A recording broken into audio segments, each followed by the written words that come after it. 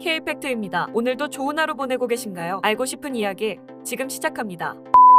독재나 학살은 현대 민주국가에서는 어떠한 이유에서든 절대 정당화될 수 없습니다. 더구나 쿠데타로 권력을 잡고 죽는 그 순간까지 단 한마디의 사과도 없던 사람에게는 더 그렇지 않을까요? 며칠 전 한 후보가 쿠데타랑 5.18만 빼면 정치 잘하지 않았냐는 망언을 해서 물의를 빚기도 했는데요. 존재 자체만으로도 군사 독재와 권위주의의 아이콘이며 역대 대통령 호감도 조사만 봐도 가장 낮았던 전두환 씨가 사망했다고 합니다. 왜 우리는 그를 이렇게 미워하고 싫어할 수밖에 없는지 알아보겠습니다. 현대식 육사의 첫 기수, 조선경비사관학교 출신이 아닌 현대화된 육군사관학교의 첫 기수로 입학 및 임관하게 된 전두환은 주변에 우리가 한 번씩은 들어봤을 이름인 역시 전직 대통령이었지만 얼마 전 사망한 노태우, 정호영, 김복동 등과 육사 11기로 임관하게 됩니다. 자신들만의 자부심으로 똘똘 뭉쳐 대한민국의 현대 역사 속으로 침투하기 시작하는데요. 그냥 군인이었으면 좋았을 전두환은 언제부터 권력에 욕심을 품은 정치군인이 되었을까요? 그 시작은 박정희의 1961년 5.16 군사 쿠데타부터라고 보는 시각이 많습니다. 눈앞에서 펼쳐진 군인에 의한 쿠데타인 5.16에 어떤 식으로든 참가해야 자신에게 출세의 기회가 올 거란 생각을 품고 자신이 근무하던 곳인 육군사관학교 생도들을 데리고 쿠데타 지지행동을 하고 싶었지만 당시 육군사관학교 교장인 강영훈에게 제지를 당하고 마는데요. 전두환은 기회를 놓치지 않고 박정희에게 상황을 보고해서 강영훈 중장이 보복 및 체포당하는 일도 벌어집니다.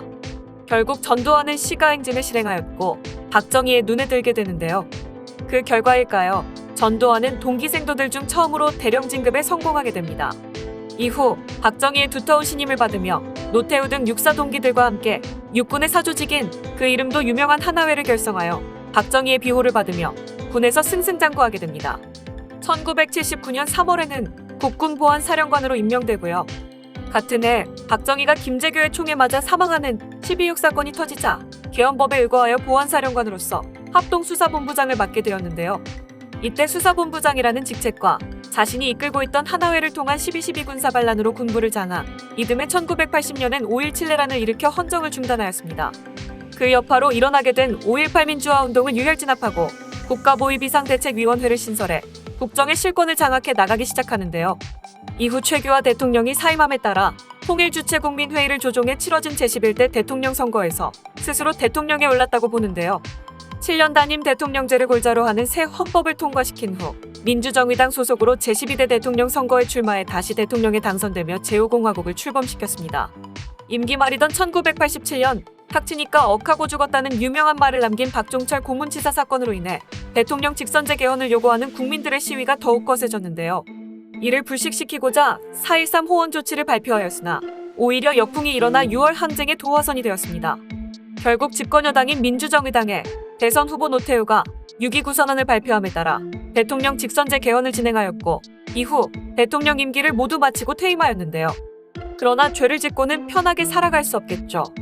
퇴임한 후에는 문민정부에 의해 1995년 노태우와 함께 구속 기소되었으며 이후 반란 수괴죄와 살인, 뇌물수수 등으로 1심에서 사형, 2심에서 무기징역을 선고받았지만 1997년 제15대 대통령 선거에서 이 두 명에 대한 사면 여론이 생기면서 유력 후보였던 김대중, 이회창, 이인재 3명이 모두 사면을 공약으로 내걸었고 결국 대선 이후 김영삼 대통령의 결단으로 인해 사면되었습니다.